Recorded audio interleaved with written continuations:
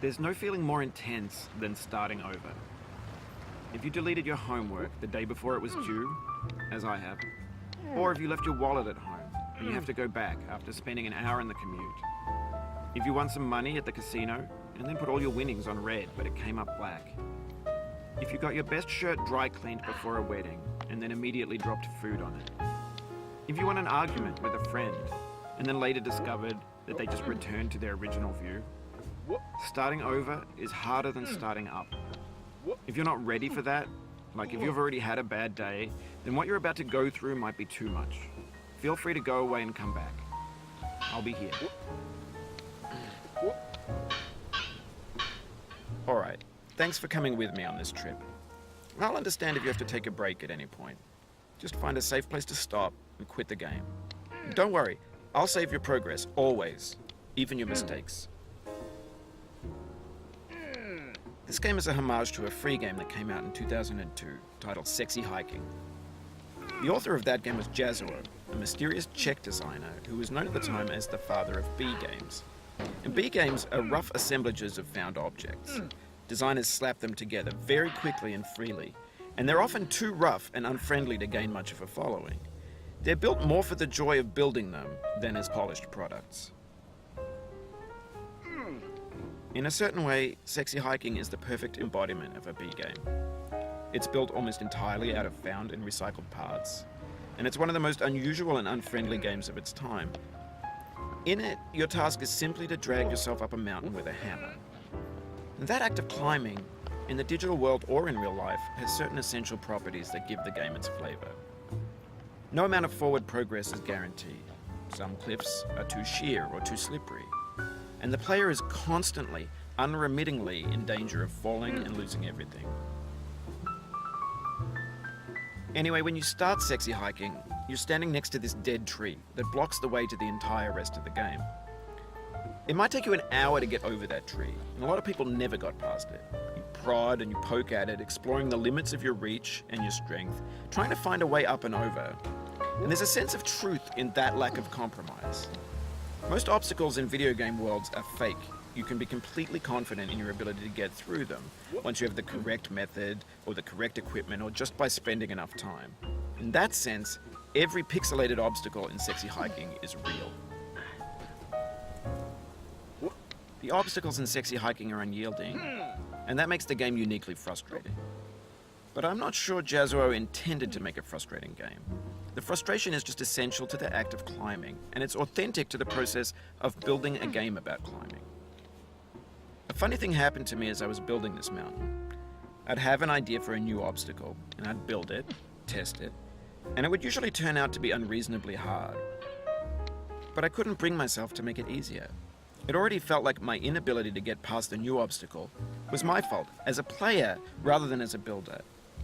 Imaginary mountains build themselves from our efforts to climb them, and it's our repeated attempts to reach the summit that turns those mountains into something real. When you're building a video game world, you're building with ideas, and that can be like working with quickset cement. You mold your ideas into a certain shape that can be played with, and in the process of playing with them, they begin to harden and set until they're immutable, like rock. And at that point, you can't change the world. Not without breaking it into pieces and starting fresh with new ideas. For years now, people have been predicting that games would soon be made out of prefabricated objects, bought in a store and assembled into a world. And for the most part, that hasn't happened, because the objects in the stores are trash. I don't mean they look bad or that they're badly made, although a lot of them are. I mean they're trash in the way that food becomes trash as soon as you put it in the sink. Things are made to be consumed and used in a certain context, and once the moment is gone, they transform into garbage. In the context of technology, those moments pass by in seconds. Over time, we've poured more and more refuse into this vast digital landfill that we call the internet. It now vastly outnumbers and outweighs the things that are fresh and untainted and unused. When everything around us is cultural trash, trash becomes the new medium, the lingua franca of the digital age. And you can build culture out of trash, but only trash culture. B games, B movies, B music, B philosophy. Maybe this is what digital culture is. A monstrous mountain of trash, the ash heap of creativity's fountain. A landfill with everything we ever thought of in it. Grand, infinite, and unsorted. There's 3D models of breakfast, Gen X's fanfic novels, scan magazines, green screen Shia LaBeouf, banned snuff scenes on LiveLeak. Facebook's got lifelike bots with unbranded adverts and candid shots of Kanye and Taylor Swift mashups, car crash epic failed GIFs, Russian dashcam vids, discussions of McRibs, discarded, forgotten, unrecycled, muddled, rotten, untitled.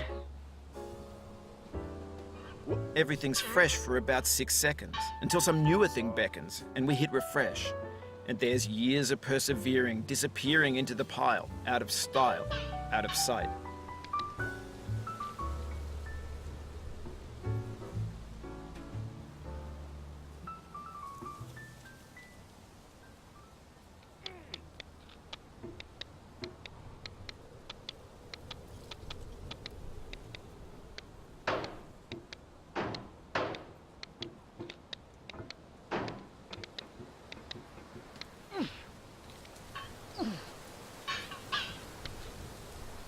Oh, you just lost a lot of progress. That's a deep frustration, a real punch in the gut.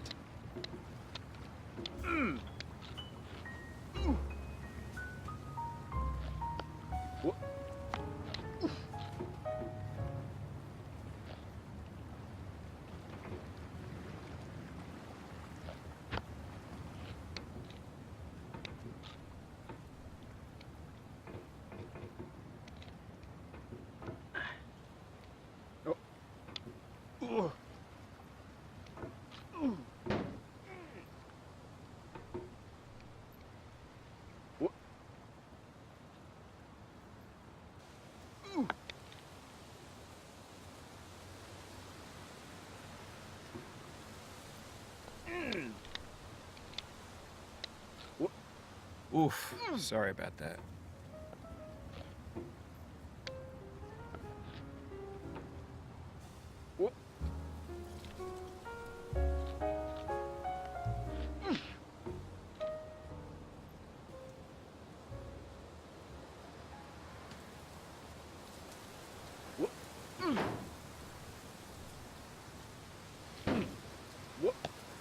No.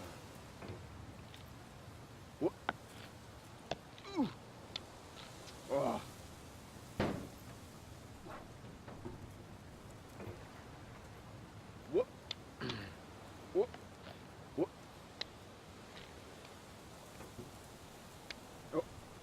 Oh, it happened again. Keep on trying. Don't let it get to you.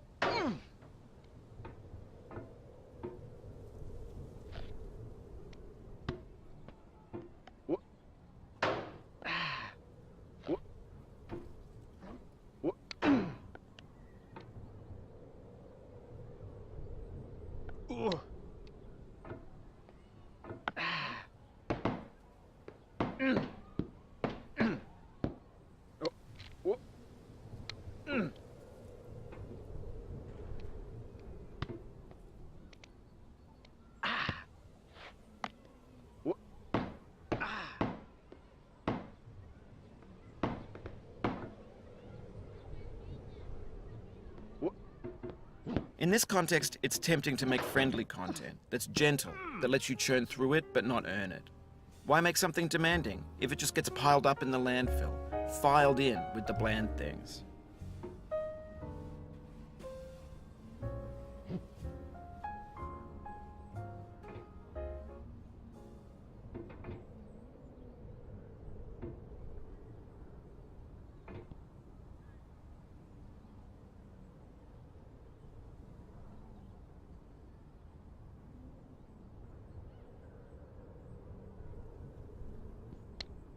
This thing that we call failure is not the falling down, but the staying down.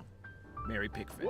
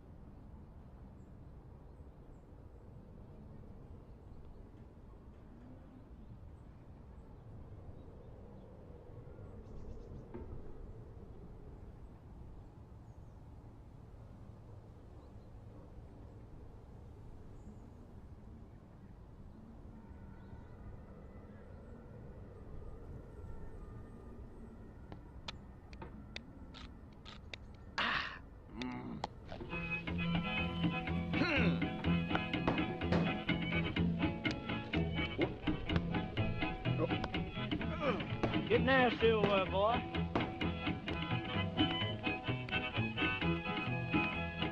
Going down the road feeling bad. I'm going down the road feeling bad. Going down the road feeling bad, and I ain't going to be treated this way.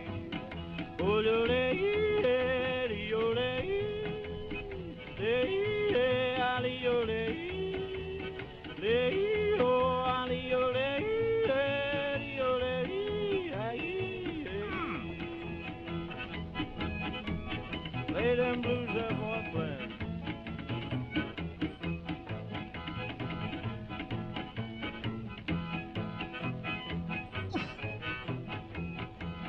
Down in the jail on my knees. I'm down in jail on my knees. Down in jail on my knees, and I ain't going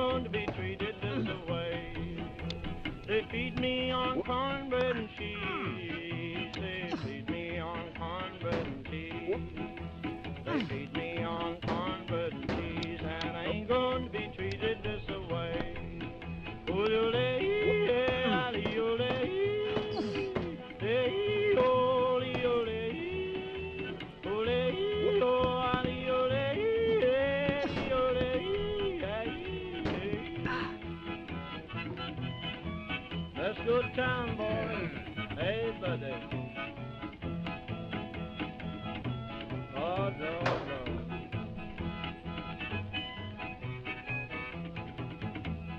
$10 shoe fits my feet. A $10 shoe fits my feet. $10 shoe fits my feet, and I ain't going to be treated this away. Going where the weather suits my clothes. I'm going where the weather suits my clothes. I'm going where the weather suits my clothes, and I ain't going to be treated this away.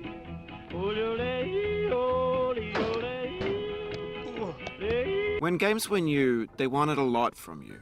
Daunting you, taunting you, resetting and delaying you. Players played stoically. Now everyone's turned off by that. They want to burn through it quickly, a quick fix for the fickle, some tricks for the clicks of the feckless. But that's not you, you're an acrobat. You could swallow a baseball bat.